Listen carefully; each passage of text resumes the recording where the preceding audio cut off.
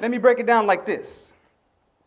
There is a human anatomy, the individual soul, and there's a societal anatomy, right? The collective awareness or existence of creation, right? What happens in the physical anatomy? When you feed it something that it's not used to eating, or it's not accustomed to eating, or it's not conditioned to eat, there's an allergic reaction. When you overfeed your body, there's an allergic reaction. You become fat. When you don't feed your body enough, there's an allergic reaction. You become weak and decrepit. Same thing with the soul. But unlike the soul, it's not physical food that feeds you. It's the dhikr of Allah that feeds you. When you fail to remember Allah subhanahu wa ta'ala, your soul becomes malnourished. When you become malnourished, there's allergic reactions. What are the allergic actions? Drug addiction, oppression, self-inflicted abuse upon yourself, domestic violence, hatred for your brothers, people you're supposed to love, hatred for your sisters, arrogance, ostentatiousness, criminality, sexual deviance. These are allergic reactions for a soul that has not been nourished with the dhikr of Allah. Look around you in the world we live in today. We live in a society today that enforces la dhikr Allah, so there's allergic reactions when it comes to the individual souls.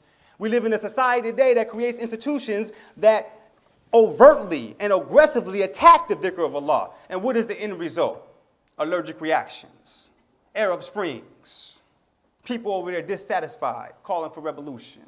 People here inside the United States of America, 99%, occupation movement. It's a worldwide movement. South America, Southeast Asia, Europe, everybody's calling for it. These are allergic reactions to a malnourished society, a society that's defined itself not wanting to be in remembrance of Allah subhanahu wa ta'ala. Name them, socialism. Name them, capitalism. Name them, nationalism. Give me any ism that isn't rooted in la ilaha illallah. You're going to show you an ism that produced allergic reactions in society that's representative of malnourished soul. And you're going to see people frustrated. You're going to see people in rebellion. You're going to see people calling out for some type of alternative way of life. Matter of fact, even amongst the Muslims who think they're Muslims, they think of alternative ways of understanding Islam because they're malnourished, because the true dhikr of Allah subhanahu wa ta'ala is not in their soul. So again, they run around here hating each other. So again, they run around here saying this person is a Muslim, he believes la ilaha illallah, but I can still kill him. Takfir. People of bid'ah. This is sickness. This is sickness that's as a result of la dhikr Allah. La ikhlas. No sincerity in the dhikr of Allah. And if there is remembering Allah subhanahu wa ta'ala, they're not contemplating Allah subhanahu wa ta'ala because they was contemplating them. They know they can't produce something that produces ill results and still think it's from Allah.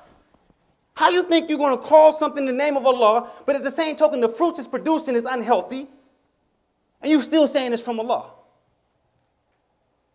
لَقَدْ خَلَقْنَا الْإِنسَانَ فِي أَحْسَنِ تَقْوِيمٍ. Allah subhanahu wa ta'ala says He's created us from goodness. So if we're following our fitrah, we should produce goodness. If we're not producing goodness, then fundamentally you done lost something. Blaming on yourself. You can't blame it on Allah. Blaming on yourself, you can't blame it on Allah.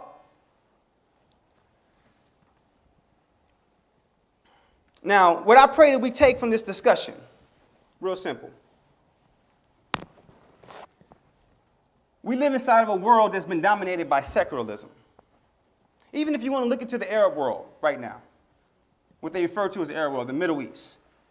Prior to the era of 1940s, 50s, or even 1920s, when they had the Arab nationalism taking place. Post-Ottoman Empire in 1924, when the Khalifa was down. Bro, for 100 years prior to that, man, the Ottoman Empire was straight secular. Study the history. They was not following and ruling according to the Sharia. They was not ruling and organizing their society according to the true, sincere remembrance of Allah subhanahu wa ta'ala. What was the result? People sought alternatives to that ideal of Islam. And they took a Western ideal of nationalism and made it a part of their society. Arab nationalism in that case. It also happened in Africa too, African nationalism. South America, they wasn't Muslims though, but they took nationalism as well too as their approach. Point. Now today, we have it going on overseas. We have it going on over here in America. People got their nuances, these new ideals of what Islam is. But when it's all said and done, they don't want to use the methodology and the model of the Prophet Muhammad sallallahu alaihi wasallam. Show me an example where someone is trying as a collective society, and I shut my mouth. La dhikrullah is the reason our societies are in pain. And the reason why people are calling out for a change. What I'm saying to you is, as we begin to investigate, as we begin to interrogate alternative ways in order to organize our life, do not abandon the golden era of Prophet Muhammad sallallahu alaihi wasallam, which is the 23 years of sacred revelation. 23 years of sacred revelation. We have that model. It is preserved in the Holy Quran. We have to revert back to that model, not to nuances that other people have come up with after that. We rely on the scholars, but we even encourage our scholars to take it back to what's been preserved and protected until the ends of time. People are seeking alternatives. Don't be the one who takes the best for something less. You have Islam. You have Islam. You don't need nothing watered down. And Islam didn't come force-feeding people. Islam came to people as a procession. Allah subhanahu wa ta'ala didn't feed babies steak. He fed babies baby food until the baby's body was strong enough to be able to eat steak. And then he fed them the steak. And they was happy to eat the steak at the time. He gave it to them in a manner in which they could digest it.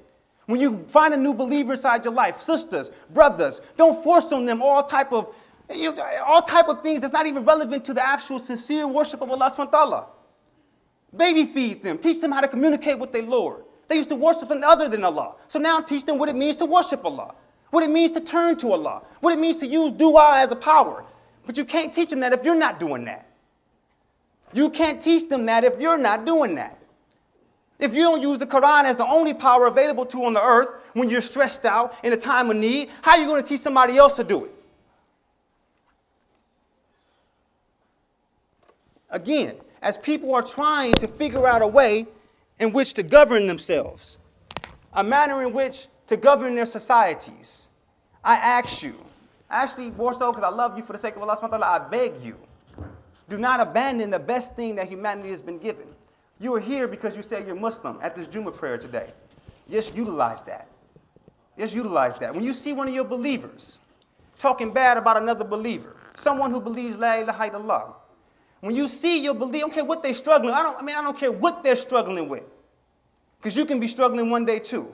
When you see them talking bad about them, backbiting them, putting them down, talking about them in a manner that you know they wouldn't be liking to hear if they was present. When you hear them calling them disbelievers, when you hear them speak about them type of Muslim because they're Somalia, or them type of Muslim because they're African, because them type of Muslim because they're Pakistani, anything like that, it's your responsibility to check it. If you're not checking, I'm going to tell you something. It's not no secret. Allah going to check you. If you're not checking that, Allah going to check you. And guess what? You're a party of it. If you're listening to it, you're a party of it. If you're hanging around it, you're a party of it. So for the sake of Allah, out of appreciation to Allah subhanahu wa ta'ala, and in seeking the attention of Allah subhanahu wa ta'ala, believers, all I'm asking is this. Take your time to educate yourself about your deen. Sincerely educate yourself about your deen. Take your time to get sincere with your Lord, because we have a very serious time that's on our hands that this generation will be accountable for. Things around you are becoming gradually unraveled. Do not be confused about it. Gradually unraveled. You're not here in America, but all around the world. And it's going to be sitting in your lap, and your children will be faced with it. The question is, what did you prepare them with? If you didn't prepare them with the sincere representation and model of Islam that was given to our Holy Prophet sallallahu alaihi wasallam 1400 plus years ago, then you're failing them. And then inshallah, I pray Allah subhanahu wa ta'ala protect us all from that.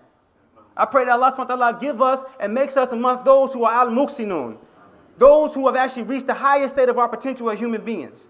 I pray Allah subhanahu wa ta'ala make us the sabiqun, the foremost in this deen. Not being shy, not being concerned about what other people think, but pushing this deen, la ilaha illallah, to the day we die.